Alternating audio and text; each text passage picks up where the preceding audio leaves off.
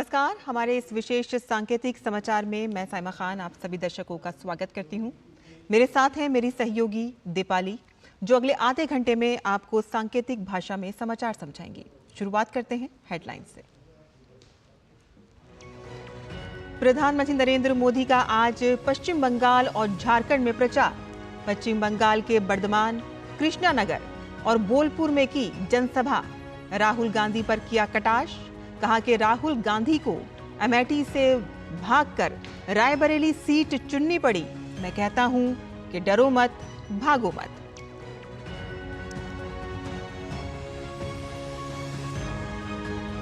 रोचक हुआ रायबरेली और अमेठी का रण। रायबरेली सीट से राहुल गांधी ने भरा नामांकन। स्मृति ईरानी ने साधा राहुल गांधी पर निशाना, कहा कि हार के डर से अपनी प्रॉक्सी उम्मीदवार को मैदान में उतारा।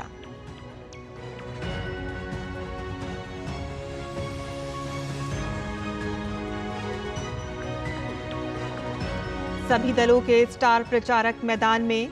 भाजपा के लिए अमित शाह कर्नाटक, महाराष्ट्र और गोवा में तो जेपी नड्डा की गुजरात में रैली और रोड शो। प्रियंका और मल्लिकार्जुन खड़गे ने संभाली कांग्रेस की कमान।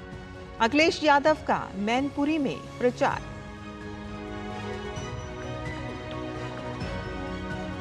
बीस मई को 5वें चरण के लोकसभा और उड़ीसा विधानसभा चुनाव के लिए नामांकन का आखिरी दिन। रायबरेली से भाजपा उम्मीदवार दिनेश प्रताप सिंह, कैसरगंज से करण भूषण सिंह ने भरा पर्चा, तो कांग्रेस के किशोरी लाल शर्मा ने अमेठी से, राज बब्बर ने गुरुग्राम सीट के लिए किया नामांकन।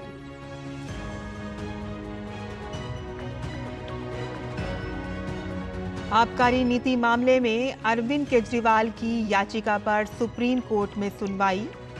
कोर्ट ने कहा कि अगर समय लगता है तो अरविंद केजरीवाल की अंतरिम जमानत पर भी हो सकता है विचार। भीषण गर्मी से बेहाल हुए देश के दक्षिण पूर्वी राज्य केरल में भीषण गर्मी के कारण 6 मई तक सभी स्कूल कॉलेज बंद।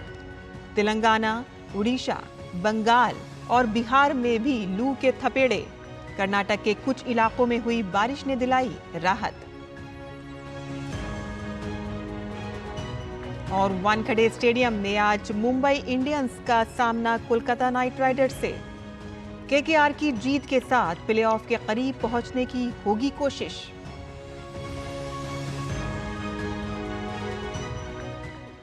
और अब समाचार विस्तार से। और बुलेटिन में सबसे पहले बात करते हैं 24 की चुनौती की।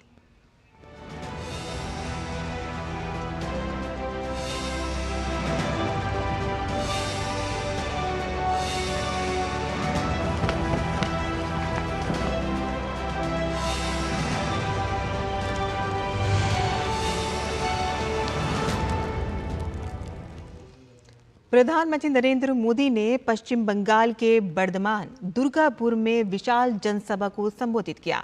पीएम ने कांग्रेस नेता राहुल गांधी के रायबरेली से चुनाव लड़ने पर जोरदार कटाक्ष किया। पीएम ने कहा कि आज मैं उनसे कहना चाहता हूं कि डरो मत, भागो मत।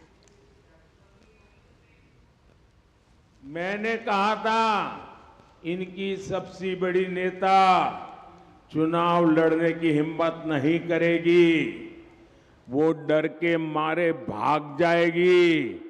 और वो भाग करके राजस्थान गई और राजस्थान से राज्यसभा में आई और हुआ भी यही।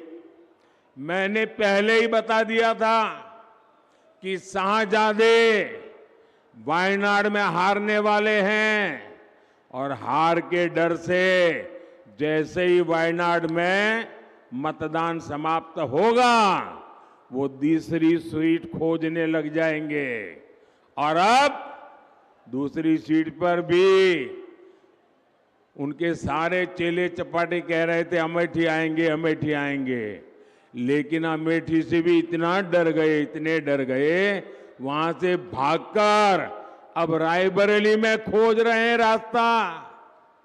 ये लोग घूम घूम कर सबको कहते हैं डरो मत। मैं भी आज उन्हें कहता हूं और बड़े जी भर के कहता हूं, अरे डरो मत, भागो मत। प्रधानमंत्री ने तृणमूल कांग्रेस के एक नेता द्वारा हिंदुओं को नदी में बहा देने के आपत्तिजनक बयान की भी आलोचना की। पीएम ने पूछा कि तुष्टीकरण के लिए आखिर बंगाल में ऐसा हाल क्यों बना दिया गया है। बंगाल में हिंदुओं के साथ क्या हो रहा है? ऐसा लग रहा है यहां हिंदुओं को बंगाल में टीएमसी की सरकार ने यहां हिंदुओं को दोयम दर्जे का नागरिक बना करके रख दिया है। ये कैसे लोग हैं? जय श्री राम के उद्घोष से उनको आपत्ति है, जय श्री राम बोलो तो उनको बुखार आ जाता है। इनको राम मंदिर के निर्माण से आपत्ति है, इन लोगों को रामनवमी की शोभा यात्रा से आपत्ति है। मैं आज पूछना चाहता हूं टीएमसी सरकार से, यहां संदेश खाली में हमारी बहनों के साथ, हमारी दलित बहनों के साथ इतना बड़ा अपराध हुआ, पूरा देश कार्रवाई की मांग करता रहा, टीएमसी उसके गुनहगार को बचाती रही। क्या सिर्फ इसलिए क्योंकि उस गुनहगार का नाम शाहजहां शेख था? प्रधानमंत्री नरेंद्र मोदी ने पश्चिम बंगाल के बोलपुर में विशाल जनसभा की। पीएम ने देश की पिछले एक दशक की उपलब्धियों का जिक्र किया। पीएम ने भ्रष्टाचार और तुष्टीकरण को लेकर कांग्रेस टीएमसी पर जोरदार प्रहार किया। पीएम ने यूपीए काल और बंगाल की वर्तमान ममता सरकार के घपलों घोटालों पर निशाना साधा।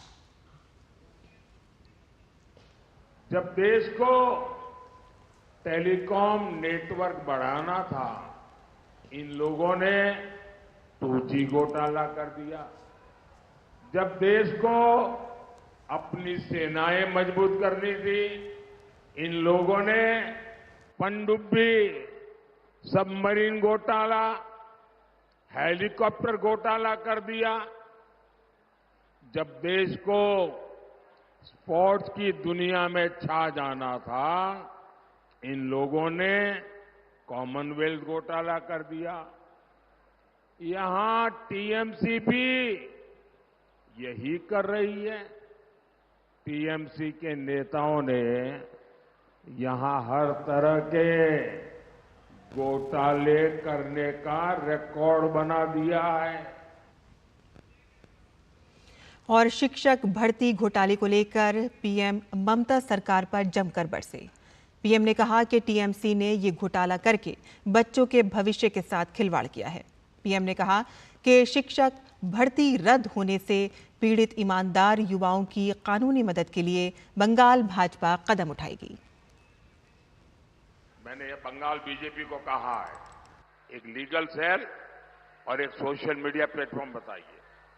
इससे उन युवाओं की मदद होगी जो इस घोटाले के शिकार हुए हैं, निर्दोष हैं, वो अपने मेरिट पे शिक्षक बने हैं। मैं आज बंगाल के युवाओं को गारंटी देता हूं, जिसने हमारे बंगाल के युवाओं को रुलाया है, उन्हें मोदी चैन से नहीं बैठने देगा।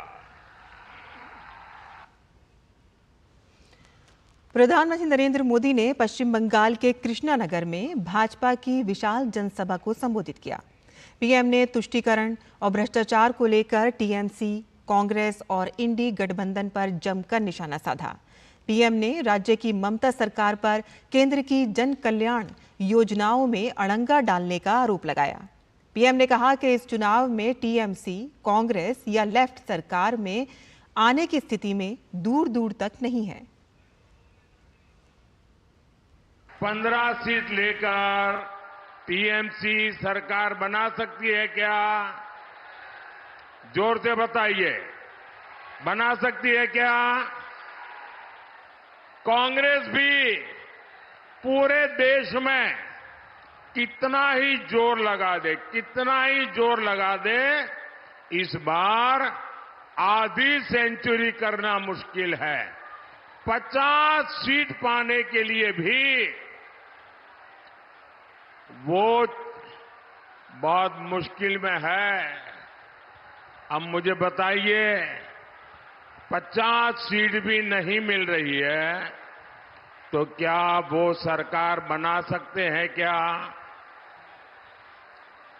ये वाम मोर्चा कभी यहां पर उसका सूरज ढलता नहीं था, आज कहीं लाल झंडा नजर नहीं आ रहा है, वो तो पस्त पड़ा हुआ है। क्या वो भी सरकार बना सकता है क्या? इस चुनाव में साफ साफ है, अगर कोई सरकार बना सकता है तो वो सिर्फ और सिर्फ बीजेपी एनडीए की सरकार ही बनेगी। और यहाँ इस विशेष समाचार में रुकते हैं एक छोटे से ब्रेक के लिए। आप देखते रहिए डीडी न्यूज।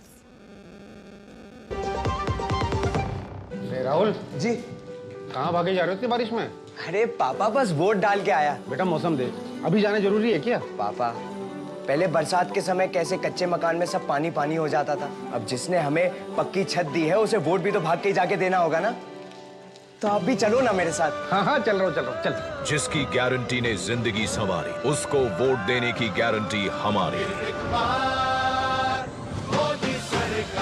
कमल का बटन दबाएं, भाजपा को जिताएं। तुम्हें पता है इन्वेस्टर्स के लिए एक इन्वेस्टर प्रोटेक्शन फंड होता है IPF, लेकिन अगर तुम्हारा ट्रेड एक्सचेंज पर एग्जीक्यूट नहीं हुआ या फिर कोई गारंटीड रिटर्न्स वाली स्कीम है तो ये IPF आपकी मदद नहीं कर सकता है।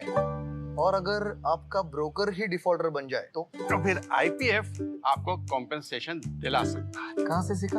NSE की साइट पर। समझ कर इन्वेस्ट कर।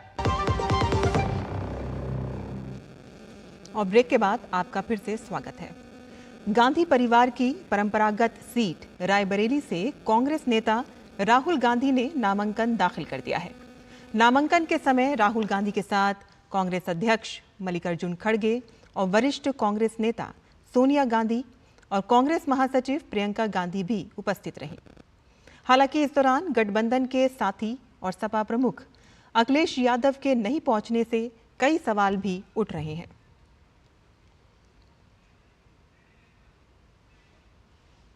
और उत्तर प्रदेश की रायबरेली लोकसभा सीट से आज कांग्रेस नेता राहुल गांधी ने नामांकन दाखिल किया है, लेकिन नामांकन में समाजवादी पार्टी के अध्यक्ष अखिलेश यादव नहीं पहुंचे। इसको लेकर हमारे संवाददाता अश्वनी मिश्र ने समाजवादी पार्टी के कार्यकर्ताओं के साथ बातचीत की है। रायबरेली से जब नामांकन किया तो आज एक और विशिष्ट बात यह रही कि केवल कांग्रेसी ही नहीं, बड़ी संख्या में समाजवादी पार्टी के कार्यकर्ता, युवजन सभा के कार्यकर्ता और पदाधिकारी यहां पर आए। यहां प्रदेश जिले के जो अध्यक्ष हैं समाजवादी पार्टी के वीरेंद्र यादव जी, हम देख रहे हैं कि बड़ी संख्या में कांग्रेसी जन और युवजन समाज के युवा कंधे से कंधा मिला के चल रहे हैं। लोगों की अपेक्षा थी कि अखिलेश जी आएंगे, कोई बड़ा पदाधिकारी, केंद्रीय पदाधिकारी आएगा, वो नहीं आ पाए। मायूस हुए आप लोग? नामांकन में सभी लोग व्यस्त हैं। अभी देख रहे हो आप, चुनाव का कैंपेन चल रहा है, पूरे देश में कैंपेन चल रहा है। हमारी पार्टी के भी जितने वरिष्ठ नेतागण हैं सभी कैंपेनिंग में हैं और नामांकन से ऐसा कुछ नहीं है। नामांकन में हमारे सारे विधायक, हमारे 3 विधायक, हमारे सभी जो चुनाव लड़े प्रत्याशी, हमारे सभी नेता रायबरेली के, कोई ऐसा नेता नहीं है जो नहीं है यहाँ पे। सभी लोग यहाँ पर उपस्थित हैं। तो इससे बड़ा नेता और कौन चाहिए रायबरेली के लिए? जब चुने हुए 3 विधायक हमारे, हमसे अधिक किसी की यहाँ पे स्ट्रेंथ नहीं, हमसे अधिक न भारतीय जनता पार्टी का वोट है। हम तो 2022 के चुनाव में भी, उसके पहले भी भारतीय जनता पार्टी को कभी यहाँ आगे नहीं बढ़ने दिए हैं। और समाजवादी लोग कांग्रेस के प्रत्याशी के साथ कंधा से कंधा मिला करके बहुत ही रिकॉर्ड वोटों से जिताने का काम करेंगे। पचरामा से आप विधायक हैं, एक बड़ा जेन्युइन सा सवाल आपसे पूछेंगे। इसके पहले के जब चुनाव हुआ तो कांग्रेस प्रत्याशी आमने सामने थे, अब आप लोग साथ साथ हैं। प्रियंका जी ने भी सारी सीटों पर वोट कैंपेनिंग की, लेकिन कांग्रेस की एक भी सीट नहीं निकल पाई थी विधानसभा चुनाव में। अब जो लड़ाई होगी उसमें क्या लगता है कि वोट ट्रांसफर होंगे जिस तरीके से माना जाता है 2 धन 2 बराबर 4?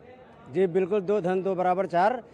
हम लोग समाजवादी पार्टी के लोग पूरे जिले में, बसरावा में ही नहीं पूरे जिले में समाजवादी पार्टी के लोग और कांग्रेस के लोग मिल करके और इंडिया गठबंधन के कैंडिडेट श्री राहुल गांधी को चुनाव जिताने का काम करेंगे और बड़ी बहुमत से चुनाव जिताने का काम करेंगे। और यह रायबरेली जिला जो है समाजवादी पार्टी का गढ़ है और पूरे जिले के कार्यकर्ता हमारे राष्ट्रीय अध्यक्ष अखिलेश यादव जी के आदेश के अनुसार, निर्देश के अनुसार यहाँ तन मन से लगे हुए हैं और बड़े पैमाने पर चुनाव जिता करके भेजेंगे और इंडिया गठबंधन को जिता करके और राष्ट्रीय अध्यक्ष अखिलेश यादव जी के मिशन को पूरा करेंगे और देश में इस बार इंडिया गठबंधन की सरकार बनाने का काम करेंगे। बड़ी संख्या में समाजवादी पार्टी के कार्यकर्ता और स्थानीय पदाधिकारी शामिल हुए, राष्ट्रीय स्तर का कोई बड़ा पदाधिकारी नहीं आया।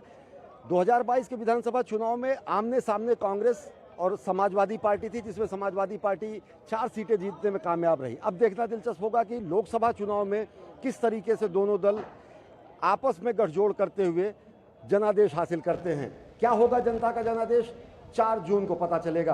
कैमरा पर्सन राधेकृष्ण के साथ अश्विनी कुमार मिश्र, डीडी न्यूज, रायबरेली। और भाजपा के वरिष्ठ नेता अमित शाह ने महाराष्ट्र के रत्नागिरी में एक जनसभा को संबोधित किया। उन्होंने उद्धव गुट के शिवसेना पर जमकर हमला बोला।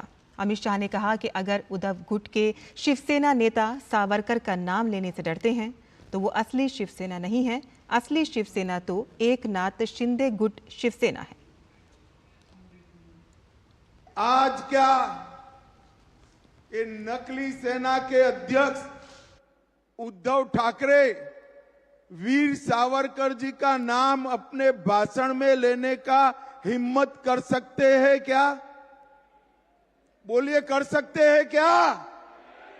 अगर सावरकर का नाम लेने से शर्म आती है तो काय की शिवसेना के अध्यक्ष उद्धव जी आप नकली शिवसेना चला रहे हो। असली शिवसेना एकनाथ शिंदे।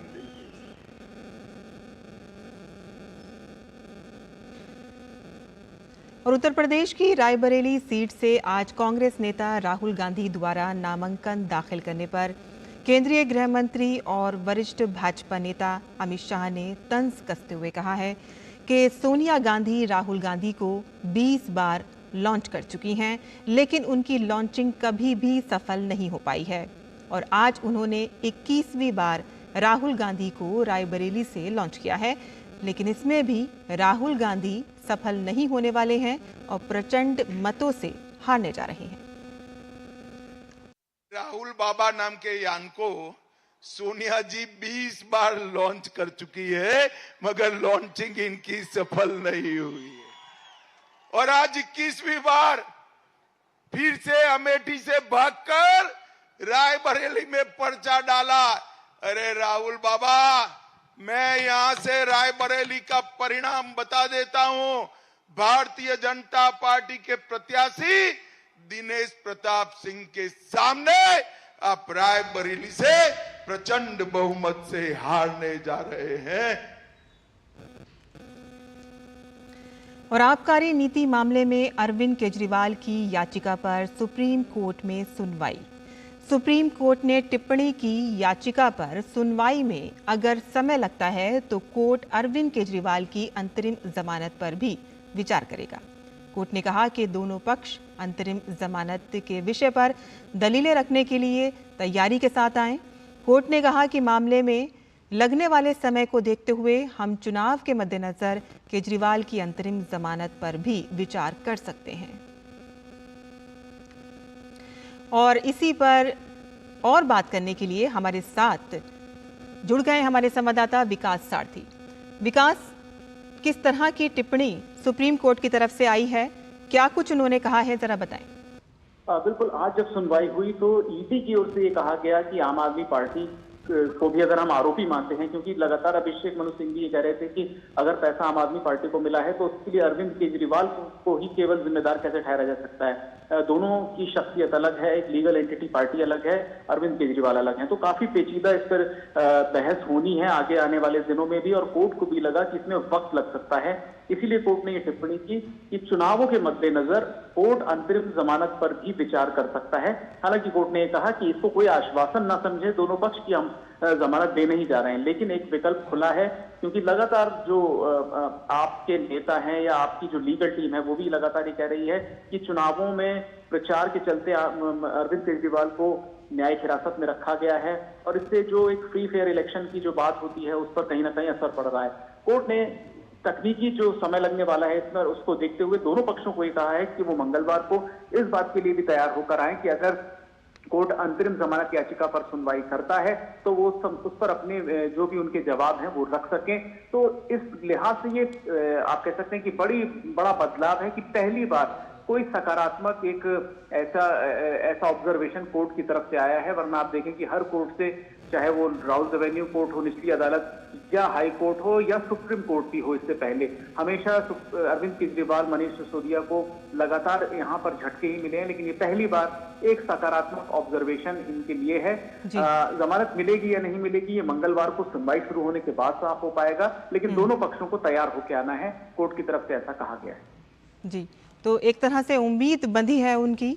तो बहुत बहुत शुक्रिया विकास इस तमाम जानकारी के लिए। और यहाँ हम इस सांकेतिक समाचार में लेते हैं एक और छोटा सा ब्रेक। हम जल्द हाजिर होंगे। आज हमारे देश की तरफ आंख उठाकर देखने का कोई साहस नहीं करता। पहले हम अपने देश में डरकर चलते थे, अब हमारे दुश्मन उनके देश में भी सेफ नहीं है। 10 सालों से देश सुरक्षित है, देश की सुरक्षा के साथ कोई कॉम्प्रोमाइज नहीं। ये है मोदी की गारंटी। और मोदी जी को वोटिंग, ये है हमारी भी गारंटी। कमल का बटन दबाएं, भाजपा को जिताएं। और ब्रेक के बाद आपका फिर से स्वागत है। कर्नाटक के हासन से सांसद प्रज्वल रेवन्ना को लेकर लगातार अपडेट सामने आ रहे हैं। कर्नाटक के मुख्यमंत्री सिद्धारमैया ने पीएम मोदी को पत्र लिखकर प्रज्वल का राजनयिक पासपोर्ट रद्द करने का आग्रह किया था, जिस पर विदेश मंत्रालय ने प्रतिक्रिया दी है। विदेश मंत्रालय के प्रवक्ता रणधीर जायसवाल ने कहा है कि जेडीएस सांसद की जर्मनी यात्रा के संबंध में विदेश मंत्रालय से ना तो कोई राजनीतिक मंजूरी ली गई है और ना ही कोई मंजूरी जारी की गई है। जाहिर है कि कोई वीज़ा नोट भी जारी नहीं किया गया। राजनयिक पासपोर्ट धारकों को जर्मनी की यात्रा करने के लिए वीज़ा की आवश्यकता नहीं होती। मंत्रालय ने प्रज्वल रेवन्ना के लिए किसी अन्य देश के लिए कोई वीज़ा नोट भी जारी नहीं किया है। विदेश मंत्रालय ने कहा कि प्रज्वल रेवन्ना का राजनयिक पासपोर्ट तब तक रद्द नहीं किया जा सकता जब तक कि अदालत का आदेश ना हो। पासपोर्ट को केवल पासपोर्ट अधिनियम के प्रावधानों के अनुसार ही रद्द किया जा सकता है। जहाँ तक डिप्लोमेटिक पासपोर्ट को रिवोक या रद्द करने की बात है, किसी भी व्यक्ति का वो पासपोर्ट एक्ट जो हमारा है 1967 का, उसके तहत होता है। और उसके तहत आप देखेंगे उसमें जो प्रोविजंस हैं उसमें डायरेक्शन आना चाहिए कोर्ट से, है ना, तब जाके वो रद्द होता है। तो अभी फ़िलहाल हमारे पास कोई इस प्रकार का डायरेक्शन किसी कोर्ट से नहीं आया है। और राजधानी दिल्ली की 7 सीट पर 25 मई को लोकसभा चुनाव की वोटिंग होगी। दिल्ली की दक्षिण सीट हमेशा की तरह इस बार भी काफ़ी चर्चा में है। बीजेपी ने साउथ दिल्ली सीट से रामवीर सिंह भिदुड़ी को मैदान में उतारा है। साउथ दिल्ली संसदीय क्षेत्र राजधानी का सबसे इलीट इलाका माना जाता है। पिछले लोकसभा चुनाव में बीजेपी ने दिल्ली की 7 सीटों पर कब्जा किया था और अब की बार भी बीजेपी के दिल्ली प्रदेश अध्यक्ष वीरेंद्र सचदेवा वही विश्वास जता रहे हैं कि अब की बार भी 7 सीटें तो हम जीतेंगे ही, लेकिन अब की बार की जीत का अंतर काफ़ी बड़ा होगा। उनसे बात की हमारे सहयोगी गौरव श्रीवास्तव ने। दिल्ली प्रदेश अध्यक्ष वीरेंद्र सचदेवा जी हमारे साथ हैं और उनसे हम बात करते हैं। सर, क्या स्ट्रैटेजी रहने वाली है दिल्ली में? दिल्ली की स्ट्रैटेजी दिल्ली की जनता तय कर चुकी है। दिल्ली में माननीय नरेंद्र मोदी जी को पूरा आशीर्वाद मिल रहा है। दिल्ली की 7 सीटों पर कमल खिलने जा रहा है। तो ऐसे में आने वाले समय के लिए हम कहते हैं कि क्या मुद्दे अब की बार प्रभावी रहेंगे? हमने 2019 में देखा, अब की बार देख रहे हैं, कितना अंतर आया है? देखिए, भारतीय जनता पार्टी केंद्र में जो कहती है वो करके दिखाती है। हमने कहा धारा 370 हटेगी तो हटी, हमने कहा राम मंदिर बनेगा तो बना, हमने कहा सीए लगेगा तो लगा। इसलिए नरेंद्र मोदी जी का विकास का जो एजेंडा है वो दिल्ली की जनता भी पसंद करती है, और उसी एजेंडे पर और आम आदमी पार्टी के भ्रष्टाचार को, ये दो मुद्दे जिसमें दिल्ली की जनता मत देगी। शुक्रिया। तो हमारे साथ वीरेंद्र सचदेवा जी थे, जिन्होंने तमाम बातें यहाँ पर रखी हैं और किस तरह से अब की बार का चुनाव काफी इंपॉर्टेंट होने वाला है, इसको लेकर अपनी बात रखी है। कैमरामैन मोहित के साथ मैं गौरव श्रीवास्तव, दिल्ली, डीडी न्यूज। तो आज के इस विशेष सांकेतिक समाचार में बस इतना ही। मुझे और मेरी सहयोगी दीपाली को अब अनुमति दें। नमस्कार।